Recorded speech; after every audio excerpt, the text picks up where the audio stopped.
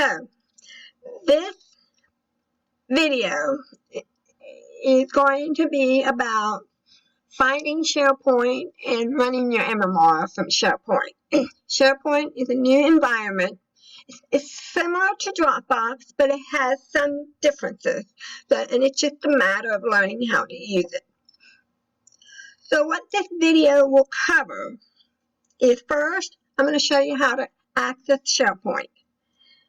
And then once I show you how to do that, then I will show you how to run the MMR from Sharepoint. So, we're going to start off with accessing Sharepoint. As far as I know, there are two ways to do it. Either someone sends you an email, or if that does not work, you can log into www.office.com.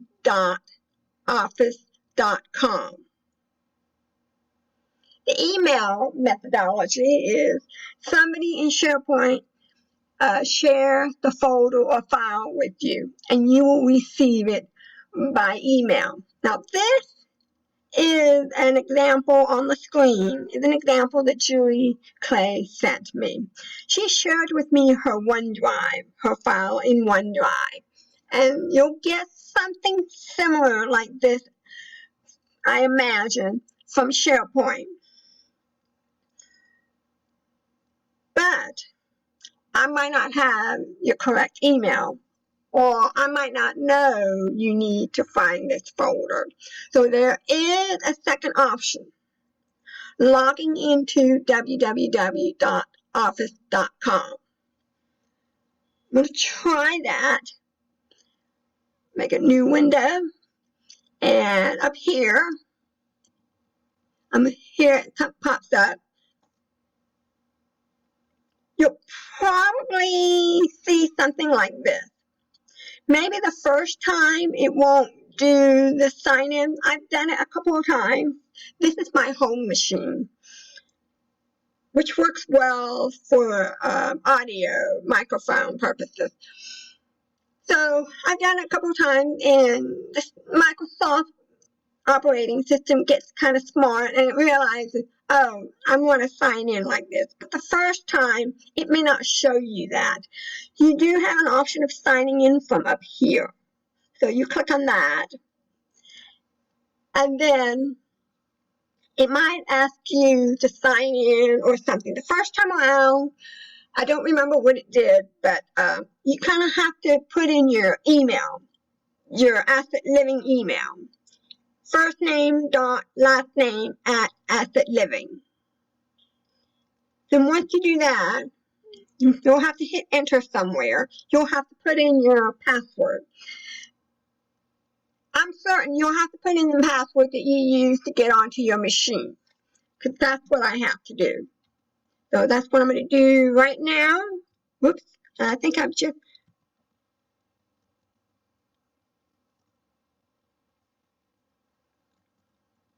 Hopefully I did this right. And it might give you this. Just say this. On my work machine, as far as logging in, it pretty much knows I'm to stay perpetually logged in. So I don't even have that sign-in process. You may or may not have that, but this is how, if you don't have anything that leads you directly into Office 365, here it is. Here's up on the upper left-hand corner, you have Access logo, and then Office 365. I'm pretty certain when you first log in, you'll get this screen or something similar, similar to it. And up at the top, you'll see various apps. And then down here, any activities you've been doing in the Office 365. As part of the Office 365, you'll have your Outlook, you'll have your OneDrive, your typical Microsoft application. Here's the Sharepoint, Teams, which we'll be using a lot of. I'm not familiar with Yammer or Dynamics. Some people may be using Planner, and Flow is an automation process. So what we're going to do, we're going to go to SharePoint. Click on that. And for the first time you go to SharePoint, let's see, my screen pops up like this. This is like my home screen. And it kind of tells me anybody who's posted around SharePoint. And then down here, all the sites that I frequently visit. The first time you might only get news from the site. So to get to your property folder, see if I remember this correctly. Up here, you want to click on the asset logo.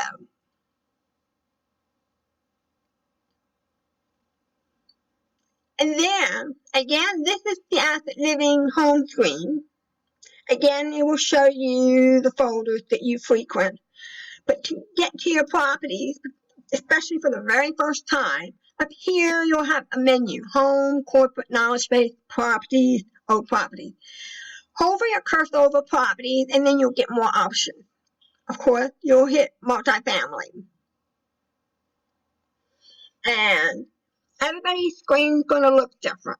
Mine shows all of the properties, but you might just have just your own property or maybe one other.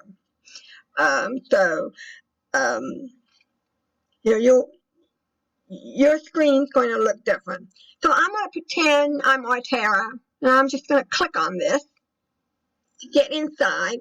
This is the property's home screen, and it will show all the activities. Like here, Lindsay Bright's been busy. She's been uploading stuff into the folders. Well, for the MMR purposes, you'll want to go to Owner's Report. Off to the left, you'll see various menu items. Owner Reports is one of them. Click on that. And then, when you get in here, click on Weekly Workbook. And then you'll see your weekly report that you will use for the MMR. So that is how you get into your folder and into the MMR folder. You won't be seeing everybody else's weekly report.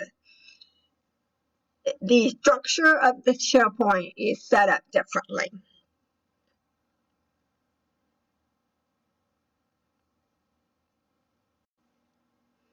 Okay, now that I've shown you how to get into SharePoint and where to go to find your weekly report, now I'm going to show you how to run the weekly report.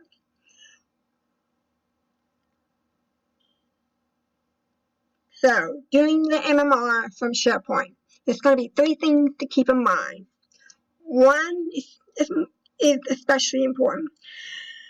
After you first open up the file and you hit OK, you'll need to turn off the autosave.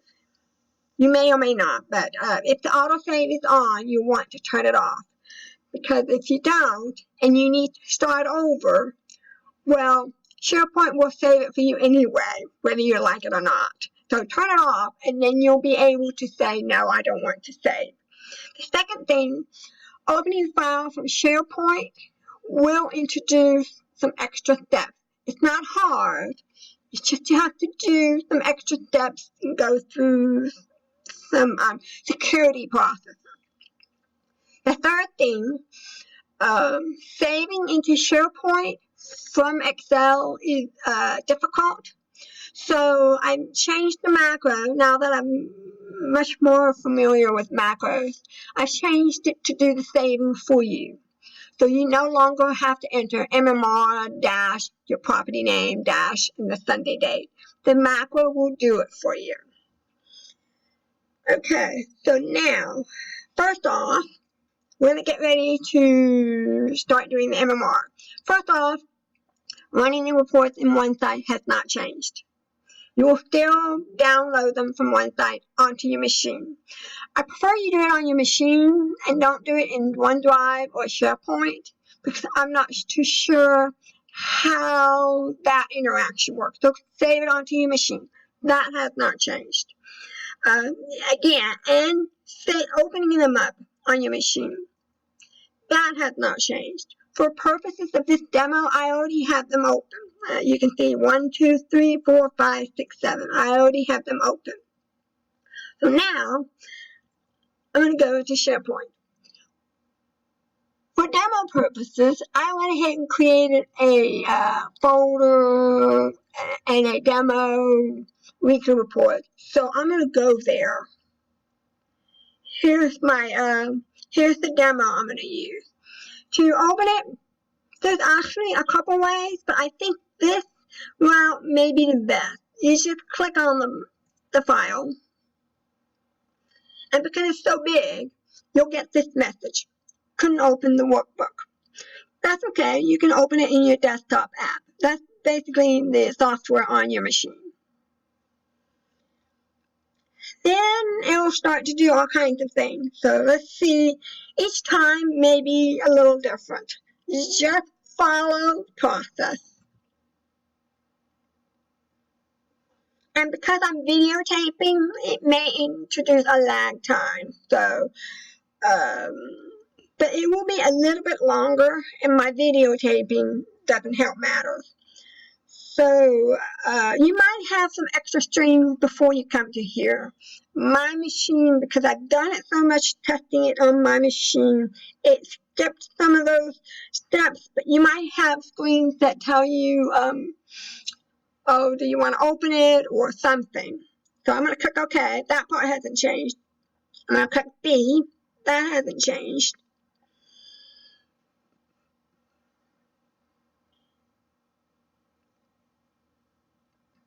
Okay, now it's running. And then, voila. Now, this is a dummy file, so ignore this.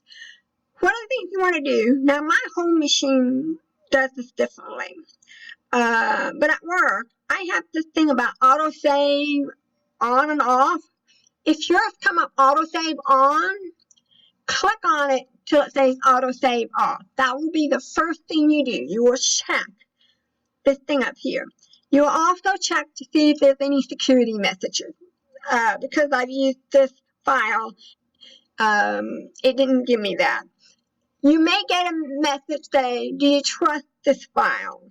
Say yes. That's just additional security layers that Microsoft has embedded.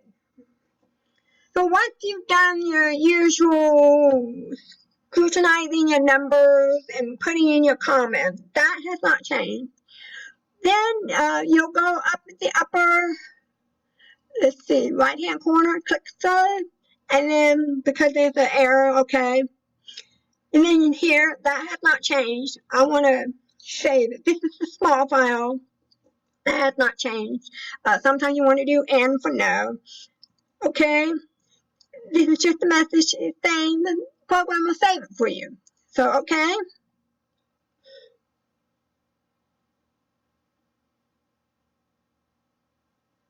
So now, then ask that there was a brief message that is saving to SharePoint. Sometimes it's longer than brief. Like I said, each time I do this, there's a slight variation in the process. It's never the same. Sometimes it's the same, but it can alter as time goes on. So just bear with that. But here you can do save or don't save. I'm going to do save. Notice I didn't have to type in MMR-property-date.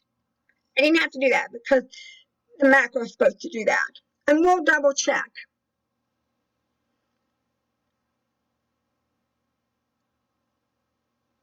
Okay, when it's done, here, whoops, you can see MMR property name and then the date. I'm going to go to, let's see, I have to maneuver around with the videotaping. I'm going to go to, you'll come back out to your SharePoint. You can close this. And in here, you can see it gives this, it updated 7 minutes ago. And then up here is the MMR property. It saved it for me. Back to here. So the saving piece is done for you. It's just operating from SharePoint. It introduces some little changes, all because for security purposes. So each time you run it, you might see it slightly different. Just stay calm and just read it and go through it. If you do have problems, this is my email, veronique.fudel@assetliving.com. I'll say it again, veronique.fudel@assetliving.com. Just have patience. All of that is just takes practice in maneuvering around SharePoint. Once you get used to SharePoint, I think you will enjoy it. It has a lot of positives. There are some little quirks. I won't say negatives because I have to get used to it too. But I think it will be good in the long run. And that's all I have. Good luck with your MMR, and we'll proceed from here. Thank you.